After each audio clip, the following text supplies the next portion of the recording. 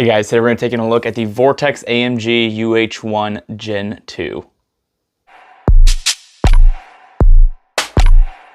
Let's get right into the first 30-second breakdown. That's where in the first 30 seconds, give or take, I give you guys my exact thoughts on this product before we get into the full review. That way you can just stop watching because now you know exactly what I think about this, or you can continue watching, find out exactly why I say those things, and it does help out with the YouTube algorithm, and I appreciate that. So with the UH-1 Gen 2, or also known as the Huey, it's a very solid optic. It competes really well with the Eotech. This is a holographic optic. The reticle is very nice. You have a 1 MOA dot and then a 65 MOA circle around it, and it is really good for CQB because of the reticle and all the things that you can do with it. The battery tray right here is nice. It has its own device here that you can open to actually turn that. You don't have to take like a coin or find something to twist it. It's just on its own. Then you fold that down and you're able to change your batteries very quickly and easily. It uses one CR123 battery and it lasts up to 1500 hours. A lot of you are going to think that's really low, but for a holographic, not a red dot, that is really good battery life. Some of the nice features that they changed from the old Gen 1 is the cuts here to make it a little bit lighter and just a lot more aesthetically pleasing. You have a larger rear window for a larger field of view, which already has a very nice field of view.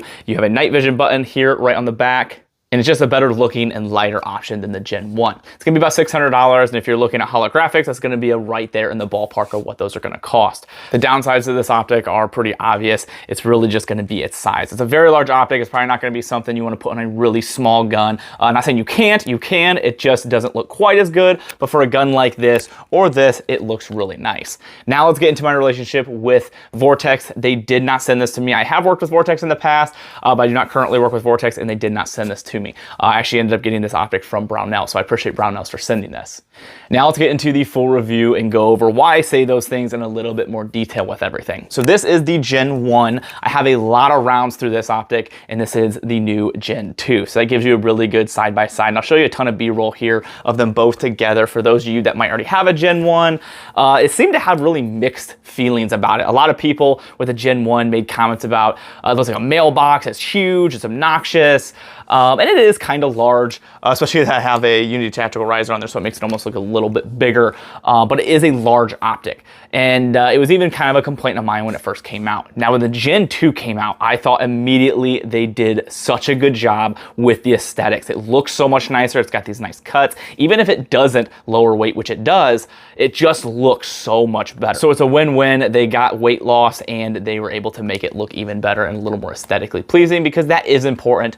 Anyone can say, you know, aesthetically pleasing doesn't matter, but in the end, it sometimes does. So it's nice to have things that look nice. Obviously, if you have the choice where it doesn't change anything of the optic, I'd rather have something that looks better than not. So optics are basically the same thing. They both work very similar to the same. This one has a couple of nice features, which we're going to be going over, but they were able to make it look a little bit better, which is always a good thing.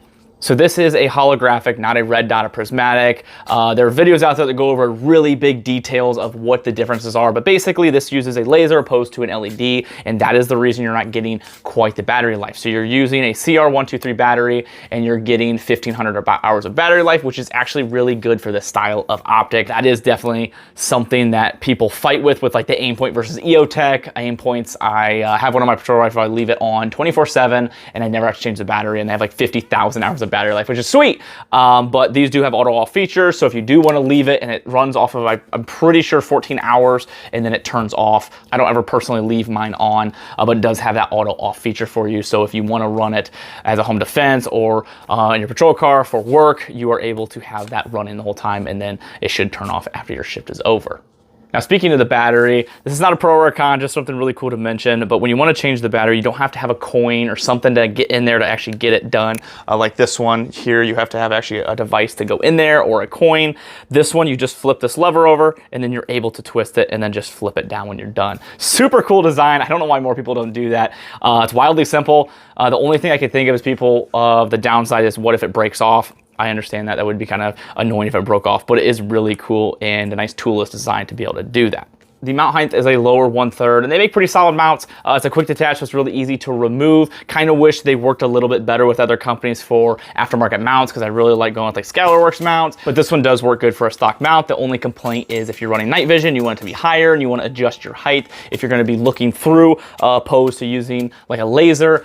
it is kind of annoying because you don't have the options to be able to raise it very easily. Now what I did for the Tavor is I ended up putting a Unity tactical mount on there just to get that height and raise it a little bit and a little bit more comfortable. I was going to do the same thing for this, but I don't know if it's the different platform, but I actually find this one to be fairly comfortable here. I do have a Unity tactical mount downstairs that I got specifically for this, but I haven't put it on yet. I might do it eventually, but for right now, I kind of do like it the way it is. So the mount height is comfortable. I did change it on this. So either way, whatever your preference is, there are options, but I wish there was more aftermarket options for this.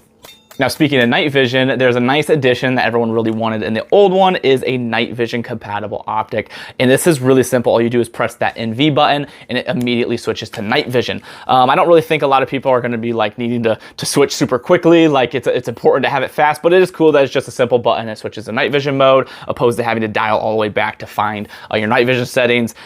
Definitely a nice feature that they added with this and something a lot of people wanted with the original. So Vortex definitely listens to its customer base and updated it fairly quickly when it comes to optics changing. Usually companies don't change that quick, and Vortex was able to make updates and make a much better version fairly quickly, and they listen to people with simple things like that. Another update is the larger back window. So this already has a fairly large field of view because the optic is large. So the field of view was good, but they made it even bigger by making that back window a little bit larger. This is a really durable optic, so you don't have to worry about that glass breaking, even if it does. I've seen videos of these things still working with broken glass, but the larger the window, the better, because it gives you more to see, not so much to block, and it's just always a better thing. So I'm glad to see that they opened that up a little bit to allow you to see more when looking down the optic. Another small thing that they removed was the USB mount. So this one has a micro USB right here, and if you had rechargeable batteries, you could always just plug this in and charge it up. I really don't know a ton of people that were sad that that was gone. I don't know anyone that used it. Me personally, I didn't use it either. So it wasn't something I ever really noticed, so really didn't care too much that it was removed, but that was something that was taken off of this model. So I would just imagine that's a little less electronics inside to go wrong.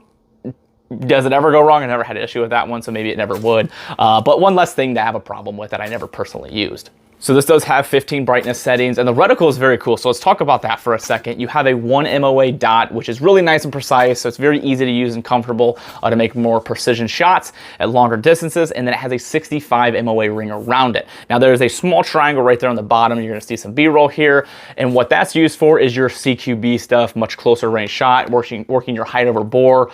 Definitely still super important to go down, shoot, and find exactly where your height over bore is, but that gives you a really rough idea of where that shot's gonna be. So really cool thing with the reticle. Might as well, if you're gonna put a reticle in there that's gonna have a bunch of stuff, might as well make it do more for you and be able to actually have some benefits. So it's cool that it has a CQB benefit to it, and that is kind of one of the things that they push with this. That's one thing I like about Eotechs and other optics that have the outer ring. So I was happy to see that Vortex put some thought into that reticle and just didn't do it for looks. They actually have a purpose behind that. Now for weight, this is gonna be 11 ounces. They were able to shave some pounds, obviously because of all the cuts and the new design. It's still a little bit heavy, not obnoxiously that it's like a make or break, like, oh my goodness, I'm never gonna put that on my gun because it's too heavy, but it is 11 ounces for those of you that are curious about the weight. Now for the cons, and there's really only one that I can find, and that's gonna be the size. It is a large optic, and a lot of people are just gonna immediately say no because they're gonna see how big it is and think, nope, don't like it, it's too big.